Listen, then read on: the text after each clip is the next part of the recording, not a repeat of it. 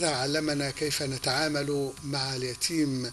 هكذا أيضا أكد الرسول العظيم صلى الله عليه وسلم لما قال: أنا وكافل اليتيم في الجنة كهاتين، وأشار بإصبعيه السبابة والوسطى، قرب بينهما وفرج بينهما صلى الله عليه وسلم، كما قال: خير بيت من البيوت بيت فيه يتيم يحسن إليه، وشر بيت في البيوت بيت فيه يتيم يساء إليه. صدق رسول الله صلى الله عليه وسلم. من علامات رقي الأمم كيف تتعامل مع اليتامى، كيف تشعرهم بأنهم أبناء هذه الأمة، وأنهم وإن كانوا فقدوا شخصا أو شخصين على أقصى تقدير فإنما كسبوا العديد من الأشخاص آباء وأمهات. إلى جوار هؤلاء في مجتمعنا فئة أخرى أكثر خطورة للأسف الشديد، وتدعونا أكثر للإشفاق بشكل أكبر، وهي فئة المجهولي النسب. هؤلاء الذين ظلمهم للأسف أقرب الناس إليهم بسبب أخطاء، يعني أخطاء عند الله سبحانه وتعالى، ربما يغفرها ربما لا يغفرها، الله أعلم، لكن في كل الأحوال هم أجرموا في حق هؤلاء ولم يساهموا في إخراج أفراد قادرين على تحمل المسؤولية. قصة كبيرة والموضوع كبير وخطير جدا، وأدعو حضراتكم إلى متابعة هذا اللقاء مع كاتبة صحفية محترمة لها إسهامتها الاجتماعية الكبيرة، الأستاذة هالة برعي. أنا برحب بها، جاءت من الإسكندرية خصيصا وتتحمل جهدا وعناء كبيرا من أجل التعريف بهذه المشكلة ومحاولة إيجاد الحلول لها. يا أستاذة هالة، أهلا بحضرتك. أهلا بحضرتك أستاذ. يا أهلا وسهلا يا فندم. يعني يمكن في البداية في اتفاق ان احنا يعني نتعامل مع قضية اليتيم بشكل احتفائي شوية، بشكل احتفالي شوية. لا بأس ان احنا نخصص يوم ونحتفل وكل حاجة، مش مشكلة، لكن الخطورة تكمن فيما بعد هذا اليوم. يا ترى نحن بنكمل المسير ولا بنتوقف عند حدود هذا اليوم؟ هو أنا بعتبر ان هو اسمه مولد اليتيم. احنا بنفتكرهم يوم، او مش كلنا، معظمنا بيفتكروهم يوم في السنة. حفلات، صور في الجرايد، اعلانات، فيديوهات ليهم وهم بيعيطوا، هدايا من ناس مشهورة ليهم على شاشات التلفزيون او في اماكن كتيرة جدا عن طريق الميديا. بعد ما بيخلص اليوم بيرجع الطفل اليتيم البائس ده للعالم بتاعه. هم بيبقوا مجرد سلعة بيستفاد بيها في اليوم ده من ناس بتعرف كويس قوي ازاي تستغلهم. بيكونش همهم ان هم يهتموا باليتيم. عايز تهتم باليتيم اهتم بيه على مدار السنة، انما مش في يوم واحد انت بتكون الرابح الوحيد في اليوم ده. بتكون عملت شو لنفسك ودعاية لنفسك، وبعد كده هو ولا حاجة. عملت له ايه في الاخر؟ اهتميت بيه فين؟ اليتيم مش محتاج الكاميرا اللي تروح تصوره، او محتاج الهدايا والزينات اللي بتعلقها له في المكان اللي هو موجود فيه. اليتيم محتاج حنان وعلم وقدوة مش موجودة على مدار السنة. وفرتها له فين؟ مظبوط. فهو يوم المشكلة دي من يتحملها يا أستاذة هالة؟ يعني مين المسؤول المباشر اللي ممكن نوجه إليه اللوم في هذا الموضوع، ولا دي مشكلة ومسؤولية تضامنية مجتمعية الكل يتحملها؟ شوف، هي المشكلة دي مش في مصر بس، ده في العالم كله في نفس المشكلة. في مصر احنا محتاجين نبقى كلنا مع بعض. في مصر احنا بنبص لهم نظرة سلبية جدا. هم لو بتتكلم عن اليتيم اللي هو في دار الأيتام حالته يرثى له، بدليل ان الرقابة الإدارية بقى لها فترة بتروح بتلاقي في معظم الأماكن لبن فاسد، أغذية فاسدة، إهانة لكرامتهم. يعني من امتى كنا بنشوف الرقابة الإدارية مهتمة في معظم محافظات مصر في الفترة الحالية خلال ال10 أيام أو الأسبوعين اللي فاتوا؟ فتحس ان هم مهدور حقهم قوي. ده لو بتتكلم عن اليتيم العادي اللي هو في دار الأيتام العادي. خلي بالك انك عندك حد تاني بتحطه برضه في نفس المكانة مع اليتيم، اللي هو الطفل اللي بلا هوية، اللي هو مجهول النسب، اللي احنا مش عارفين له أب وأم. غير الإهانة بقى، هو دايما بيهان عشان خاطر جريمة هو ما عملهاش. هو دايما بتحسسه بلفظ. يعني هل من المعقول يا أستاذة هالة يعني إن إحنا وصلنا لهذه المرحلة، يعني لدى كثيرين للأسف الشديد من اللا إنسانية، إن أنا بأعاقب أطفال على جرائم لم يرتكبوها؟ أنا بتكلم على مجهولي النسب. أيوة. الناس اللي عينوهم والناس اللي ادوا لهم فرصة العمل دي ما عملوا دورات تدريبية يقولوا لهم الناس دول ناس محترمين والناس دول ناس يعني لابد أن ينالوا منكم أعلى مستويات الرحمة والرأفة والعطف؟ الدار اللي معظم مين اللي بيشتغل فيها؟ انت يعني هي بتبقى مجرد وظيفة، حد مش لاقي شغل فعايز وظيفة. انا اعتقد ان هم لازم يكون ناس يعني عندهم حس تربوي جدا مظبوط كويس. وبعدين هم بيتعاملوا مع، ارحمهم في ضعفهم، ارحم الصغار دول الله. في ضعفهم، ارحمهم في ضعفهم. الله صح. عشان هم لما هيكبروا، خلي بالك انت لو اهنتهم دلوقتي وحسستهم ان هم عضو سالب في المجتمع وان هم غير مرغوب ممكن فيهم، يهنوا المجتمع كله في المستقبل. هم هيبقوا قنبله موقوته. صح. هم هيبقوا ارحم ضعفهم وقله حيلتهم وان هم ما لهمش ذنب. انت متخيل يعني ايه طفل يترمي في الشارع بالحبل السري؟ يعني هو بيدفع ثمن جريمه هو ما عملهاش. هو ذنبه ايه؟ يا الله. هو ذنبه، هو ما عملش حاجه. يا الله. هو جاي طيب يعني اتفضل يا فندم. هو جاي الدنيا ملوش، غير مرغوب فيه.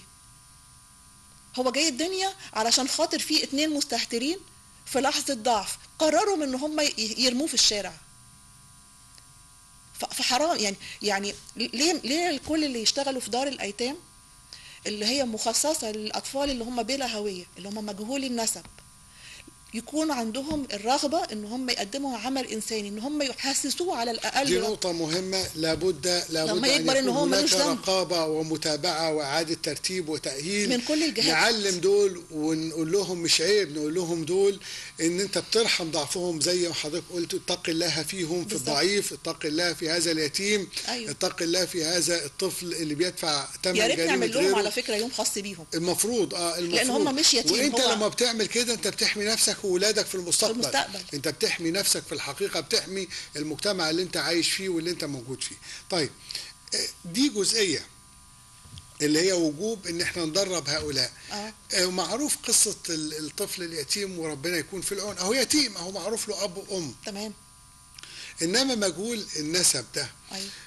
من الممكن ان يكون برضو مجهول النسب من علاقة زوجية بالمناسبة، يعني مش كده؟ هو يعني لا. انا عايز اعرف التصنيفة بتاعتها. هم مش عايزين فبيرموا اطفال الشوارع، معظم البنات اطفال الشوارع عندهم اطفال مجهولي نسب. هم لسه ما وصلوش لمرحله ان هم يبقى عندهم بطاقه او طفل في الشوارع، يعني بنت في الشارع. معظمهم عندهم اطفال مجهولي النسب. في ناس كانت تقول لي ايه، هم الفقر بيسبب ده. انا ما اعتقدش ان الفقر ممكن يخلي بنت تنحل للدرجه ان هي تبقى عندها ابن من الحرام وترميه في الشارع. كويس. احنا عندنا مشكله في الاسره. لو انا علمت بنتي من الاول ان هي تحب البيت، لو انا الاب والام سمعوا لاولادهم، استحملوا نقدهم في اوقات معينه، بقى في انتماء للاسره، بقى في وقت بنديه لاولادنا، عمر ما البنت هتيجي في يوم حد في الشارع او حد من صحابها او حد اي مكان يجي لها من بره البيت يقول لها بحبك او يسمعها كلمتين حلوين، هتروح تخلف منه عيل تضطر انها تتخلص منه، لان مفيش جواز عرفي، مفيش جواز شرعي. فلازم يبقى الاول عندنا تحب البيت اللي هي عايشه فيه، وتلاقي حد بيسمعها مهما كانت المشكله بيني وبين زوجي. انا ما يبقاش قدام الولاد. مظبوط. لازم يبقى في كنترول على العلاقه بيني وبين الولاد، لازم اسمعهم.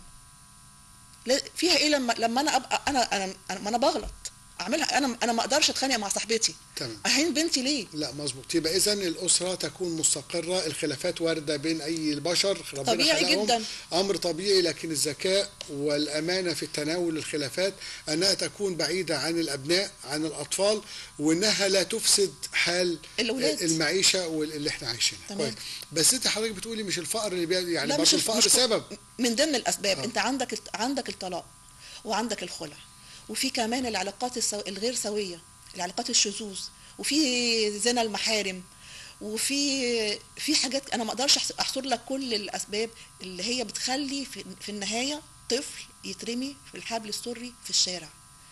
احنا لازم يبقى عندنا جهه مؤسسيه فيها كل الوزارات، فيها كل الجهات، علشان خاطر يعني مثلا احنا عندنا المايسترو سليم سحاب كان عامل الكورال اللي كان موجود في افتتاح قناه السويس، دول ابناء الشوارع. عمل لهم قدوه. احنا محتاجين سموهم قدوه. ابناء مصر. ابناء أبناء مصر مظبوط. كويس. في بيراعي بيعملوا مهرجانات وبيعملوا حفلات حلوه جدا. في كمان اللي عن طريق الرياضه، في التضامن الاجتماعي. بس ده مش كفايه، احنا محتاجين كلنا. الرئيس السيسي كمان مهتم جدا بموضوع الاطفال اللي هم بلا مأوى. يعني لو نقدر ان احنا يبقى عن طريق التربيه والتعليم في الكتب بتاعه المدارس، عن طريق الامن، عن طريق القوات المسلحه. عارف، لو كلنا مع بعض قررنا ان احنا ما ينفعش يبقى عندنا ابن في مصر يترمي في الشارع، ما ينفعش. انت عارفه استاذ هاله، يعني الموضوع كبير جدا، والقصه مش قصه ده ينفع وده ما ينفعش، القصه عايزه حلول لمشكلات انت متعدده. لو انقذت بنت من منها مشكله الانحراف، الهويه، منها مشكله التعليم، منها المشكله الاقتصاديه والوضع الاقتصادي، توفير فرص عمل طليق، توفير مناخ صحي لائق، توفير مناخ تعليمي لائق. كل هذه الامور كلها هتزق في اطار ان المجتمع يبقى مجتمع يا استاذ عادل، مستقر. انت لو انقذت بنت من الانحراف يبقى هتنقذ مصر كلها طبعا. من طفل مجهول النسب. طبعا. هو يعني حاول تتوقع كده او تتخيل. احنا مثلا عندنا رمضان قرب، هتلاقي بنجتهد عشان خاطر قيام الليل، صلاة التراويح، شنط رمضان، تبرعات. طب ودي تبرعات فين؟ طب ما تعمل لي اعلان توعية، حافظوا على بناتكم من الانحلال. الله. مظبوط. انت يعني احنا كان عندنا مشاكل، احنا كان عندنا قبل كده حملات كتيرة جدا عشان التدخين، عشان الادمان. طب ما تعمل لي حملة بلا هوية، انقذوا اطفالنا من ان هم يبقوا بلا هوية. ما ينفعش يبقى عندنا اطفال بلا هوية. ما ينفعش يبقى انا عندي ام بتضحي بابنها بيموت على الحدود عشان خاطر يدافع عن عرضنا كلنا، وفي نفس الوقت عندي ام مستهترة بترمي ابنها في الشارع بالحبل السري عشان تهرب من فضيحة هي وطن. مش ام بس مستهترة، هي لا تصلح انها تكون واب مستهتر. انت ليه لما طلعتي حامل ما بلغتيش؟ هي طبعا عليها جرم كبير، لكن برضه جرم اخر على الرجل اللي كان من المفروض انه يعتبر هو ما يصلحش ان هو يكون، يعني هو رجل ده في البطاقه بالظبط. هي خلي عندك الشجاعه ان انت لو طلعتي حامل روحي بلغي عنه في الجهات اللي انت الامنيه الموجوده قريبه منك. لازم احمي نفسك الاول. على فكره انت ما عرفتيش تحميه. هل انت عملتي يعني حاجه اشبه بالدراسه الميدانيه لهذه الاوضاع، يعني اللي هي البؤر بقى، يعني المفارخ للجريمه فيما بعد؟ هي هتلاقيها معظمها في الشارع وتحت الكباري وفي الاماكن المظلمه وفي العشوائيات. هتلاقيها في اللي هم المدمنين اللي مش حاسين بنفسهم قوي. هتلاقيهم في العيال اللي هم المدلعين، شباب المدلعين اللي هم اتعودوا ان هم بياخد اي حاجه، فبالنسبه له ان هو ياخد بنت يخلف منها عيل ويرميها ويشوف غيرها عادي جدا. على فكره يعني انت دايما عندك فقر جامد جدا، عندك غنى واستهتار عالي جدا، وده كله جاي من الاسره.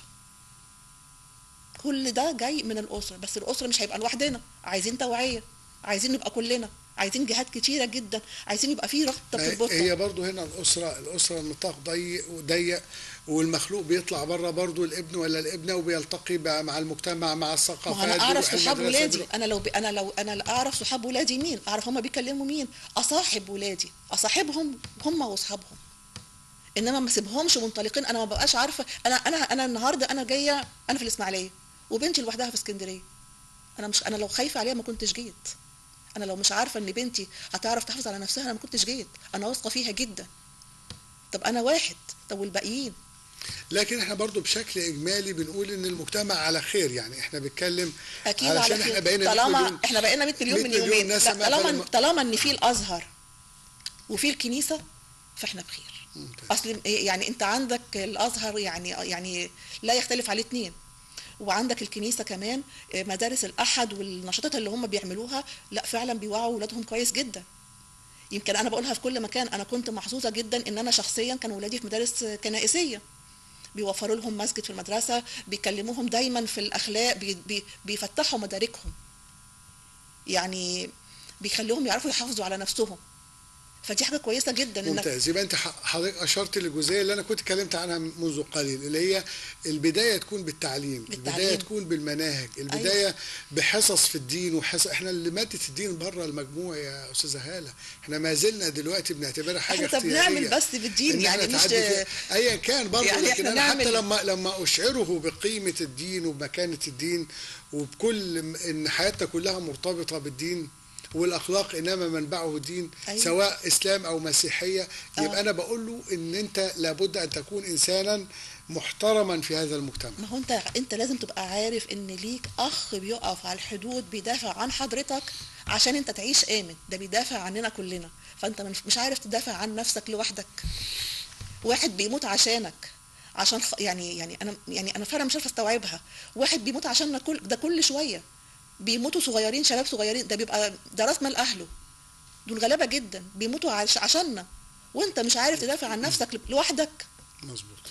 مظبوط. طيب دلوقتي يخلينا نقطه من اول السطر، ايه اللي المفروض يتعمل علشان خاطر الحد من هذه المشكله؟ احنا اتفقنا على ان التدريب القائمين على دور الرعايه سواء للايتام او لمجهول النسب او لمن شابه لازم يكون في تدريب وفي انسانيه، ولازم يختاروا ناس على مستوى ومرتب مجزي عشان كمان يكافئ على هذا العمل. تمام. ما نجيبش اي حد مش لاقيين موظف ونحط اي حد يبقى يعني يؤثر سلبا. تمام. طيب ايه اشياء اخرى انت حضرتك شايفه انها لازم تتعمل؟ هل احكام الرقابه الامنيه؟ قلت الكباري والمش عارف ايه وانفلات الشباب وحاجات كتيره.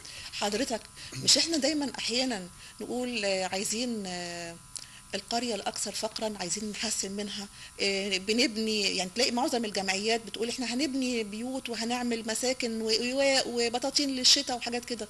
طب ليه ما فيش المحافظه تتبنى ان انا استحاله هيكون عندي طفل بلا هويه؟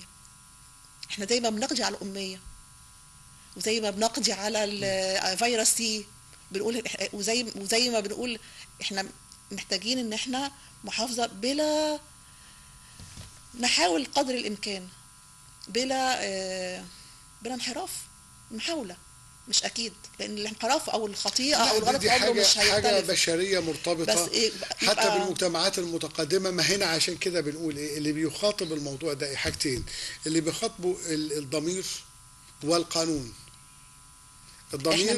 الضمير ازاي نحيي بالعادات بالتقاليد بالاعراف بالاصول بالدين بالاخلاق بكل بالوعي المجتمعي. لو في اعلانات متوعيه، يعني حد من رجال الاعمال اللي دايما بيعملوا حاجات كتيره جدا مربحه لسلع مربحه، طب اعتبر دي بنتك بتوعيها، انت تدفع دم قلبك علشان خاطر ده. في ناس مش عارفه تجيب طفل، في ناس مشكلتها في الحياه انها مش عارفه تخلف. طب انت عندك طفل ليه تبقى مصيره في الشارع؟ صعب جدا، منظرهم صعب جدا. يعني انت حضرتك يا استاذه هاله قلتي في البدايه ان في متاجره بقضيه الاطفال الايتام. طبعا. يعني ايه تقصد ايه بالمتاجره؟ يعني هل ما يتم جمعه لا ينفق في الشكل المأمول؟ بدليل انا هقول هو غالبا ده بيحصل، بدليل ان الرقابه الاداريه حاليا لما تروح تلاقي مثلا في دار ايتام تلاقي البان فاسده، او تلاقي مأكولات انتهى تاريخ الصلاحيه بتاعها. طب فين الحاجات دي؟ راحت فين؟ انا النهارده شوف حضرتك جرايد بكره الصبح ان شاء الله هتلاقي وشوش ووجوه وقامات مشهوره جدا وبرامج توك شو قويه جدا عازمه الولاد دول. طب وبعد اليوم ايه مصيرهم؟ انتهى، هيرجعوا للبؤس اللي هم فيه تاني. انت علمتهم ايه؟ وبعدين انا كنت بتكلم من فتره مع استاذ في الجامعه، قلت له حضرتك عمرك شفت مره طفل مجهول النسب اتعين استاذ في الجامعه؟ قال لي لا. خلي بقى السؤال بطريقه تانية، عمرك شفت طفل مجهول النسب طلع الاول على الجامعه؟ احنا كم واحد بيعلمهم لحد ما يبقوا في احسن المناصب؟ لان هو بيفترض ان مجهول النسب ده يعني اوفر له الحد الادنى، يا دوبك ياكل يشرب يقرا يكتب. للاسف الشديد في ناس على الرغم ممكن يكون عنده ملكات وعنده قدرات. في ناس بتكفل ايتام عموما بقى، مش هتكلم على مجهول النسب، بتكفلهم. طيب انت هتوفر له نفس التعليم اللي وفرته لاولادك؟ لو وفرته لواحد، لو اسره عملت ده لواحد، وده انا اعرف ناس عملت كده فعلا، دخلت حد جامعه خاصه قويه جدا، بس مش للباقيين. هل هتدخله نفس النادي اللي عيالك او ولادك بيلعبوا فيه او بيتفسحوا فيه؟ هل هتلبسهم نفس اللبس؟ هل هتوفر هنا بقى لهم اختبار، بقى اختبار، هنا اختبار اختبار النفس؟ قاسي، اختبار قوة النفس اللي ليك واللي مش ليك. بس لما انت بقى يبقى الصدقة كده مع الله، والتجارة مع الله سبحانه وتعالى، وزي ما بتطعم ابنك بتطعم اليتيم. يا استاذ عادل، اذا كان اللي احنا في الحلال واحيانا بنبقى متضايقين من ولادنا، حاسين ان هم ارهقونا وازعجونا ومش حاسين بنعمه ربنا اللي هو اكرمنا بيها، امال اللي جاي من الشارع ده هنعمل فيه ايه؟ صحيح. يعني احنا في نعمه. يعني انت متخيل واحد هيطلع طول اللي عنده اسم، يعني وفر لابنك السمعه، وفر له الاسم اللي يحتفظ بيه طول العمر، بدل ما تفكر في الماده قوي وتبعد عشان تحاسسه دايما ان انت بعدك عنه ده هو السبيل ان هو يصرف ويبقى معاه مال الدنيا. من فضلك وفر له الاسم والسمعه والوقت. الله الله. طيب دلوقتي انت حضرتك مهتمه بالموضوع ده تحديدا، وكثرت كتابات الاستاذه هاله برعي في هذا الموضوع. تمام. واكيد ده منحى طيب لما تخصصي نفسك في القضايا المجتمعيه دي، لان دي مش بس على قد الظواهر الامور، لكن يعني ممكن تؤدي الى للاسف الشديد مآسي ومشكلات كبيره لا يعلم مداها الا الله سبحانه وتعالى. طيب دلوقتي يعني احنا برضو بنتكلم في اطار موضوع الحلول. الدولة وحدها لن تستطيع ان تقوم بكل شيء. لا خالص. مش كده ولا تمام. ايه؟ انما يمكن ان يشاركها الغير. انت شايفة مين المؤهل للمشاركة ويقدر ان يقوم بدور ايجابي في هذا الموضوع؟ كلنا بلا استثناء، كل في عمله، كل في مكانه.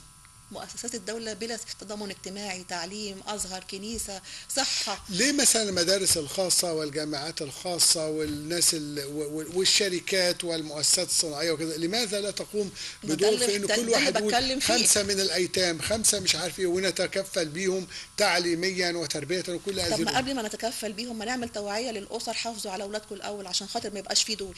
على فكرة دول النتيجة، دول مش البداية. التوعية دي أنا مع حضرتك فيها، بس التوعية دي محتاجة أصل حدوتة كبيرة يا أستاذ. التوعية دي محتاجة إن منظومة الإعلام تكون نقية. انما ناس بتفاخر بانها بتعرض مسلسلات فيها سب وفيها شتائم وفيها تعليم الادمان وفيها تعليم البلطجه. القصه كبيره. يعني انا معاكي في التوعيه بالزبط. لكن يعني احيانا كما يقولون ما يبنيه المسجد يهدمه التلفزيون. يعني من خلال هو تلفزيون الدوله بيحاول على قد ما يقدر. لا تلفزيون الدوله ده يعني لا يعني شابوه يعني لا تلفزيون الدوله تلفزيون الدوله فيه مهنيه وفيه موضوعيه وفيه حرص على المصلحه المجتمعيه. انما مش تلفزيون بقى اللي بيستهدف الربح ايا كان، حتى وان خالف مكارم الاخلاق وما اعتاد عليه المجتمع. هو تلفزيون الدوله هو الشاب اللي واقف على الحدود، كله بيعمل عشان خاطر البلد دي. مظبوط. يا ريت نرجع كلنا لتلفزيون الدوله تاني. يا ريت حضرتك. ايه مش تلفزيون الدوله ده اللي بيتندروا عليه وبيقولوا بيخسرنا وبيقولوا بيعمل فينا وبيقولوا ما بيجيبش اعلانات وبيقولوا على الرغم زي ما حضرتك بتقولي ده تلفزيون خدمي بيستهدف تحقيق خدمه مجتمعيه. كيف احقق خدمه مجتمعيه وانا عيني على الاعلان؟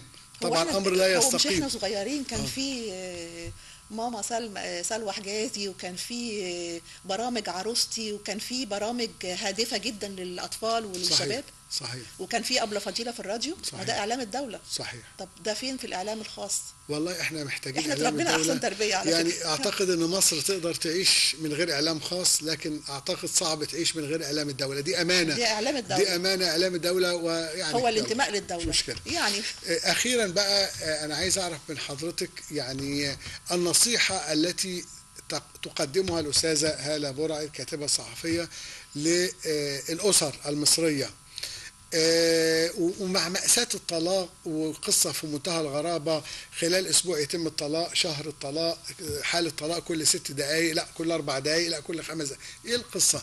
إيه النصيحة؟ إحنا كان عندنا عادات وتقاليد وأعراف زمان. عيب تطلق، عيب عايز تتجوز ثاني يا عم اتجوز الله يسهل عليك، انما ما تطلقش. عايز تتجوز ثاني جوز ثاني، بس انت ما تطلقش. ليه؟ علشان يبقى ابنائك في كنفك وتحت عينيك وتبقى الاسره برضو يعني ملمومه. احسن الاختيار. نعم. على فكره مش ضروري تتجوز بدري قوي ولا متاخر قوي، المهم تختار كويس قوي. تمام. احسن الاختيار. من فضلك حاول تختار البيت اللي تبقى حاسس فيه ان انت من البيت ده، وان البيت ده يصلح ان هو يكون اهل لاولادك. تمام. لو انت 1% مش مقتنع قوي، من فضلك توقف. الحياة لازم تستمر، فلازم تحسن الاختيار علشان خاطر نفسك وولادك بعد كده، هم ما لهمش ذنب في سوء اختيارك. مظبوط مظبوط، عندك حق. انا سعيد جدا بلقائي معاكي، واتمنى يكون كلامك يعني يا رب الطيب يكون ده بفايده، ويا رب نتغير أكيد. النظره السلبيه ان شاء الله للاطفال ان شاء الله، ونحافظ عليهم. ان شاء الله يا رب، ان شاء الله. انا بشكرك استاذه هاله ميرسي. قرعه، الكاتبه الصحفيه المتخصصه في الشان الاجتماعي. انا بشكرك، ربنا يخليك، شرفتينا ونورتينا. طبعا مشاهدينا الاعزاء في كل مكان، ما فيش شك يعني الموضوع خطير، موضوع خطير. جوانبه بتتعدى الحالة الاجتماعية إلى الحالة الاقتصادية والسياسية، جوانبه بتتجاوز الحاضر لتسهم في صياغة المستقبل، جوانبه بتبسط الأمور بقدر ما تعقدها. احنا محتاجين مجتمع يعيش في حالة سلام اجتماعي. هذا السلام الاجتماعي لن يتأتى إلا عندما يستشعر الجميع بمعنى الهوية، ويستشعر الجميع أنهم أمام القانون سواء في الحقوق سواء في الواجبات. نستشعر بالضعيف، نأخذ بيد الضعيف، نأخذ بيد غير عشان القادر يرحمنا لما يكبر، حتى ما يبقاش قنبلة يرحمنا، موقوتة، وبالتالي يرحمنا حتى يرحمنا الله سبحانه وتعالى. فاصل ثم نستكمل ما بقي لدينا في صباح القناة.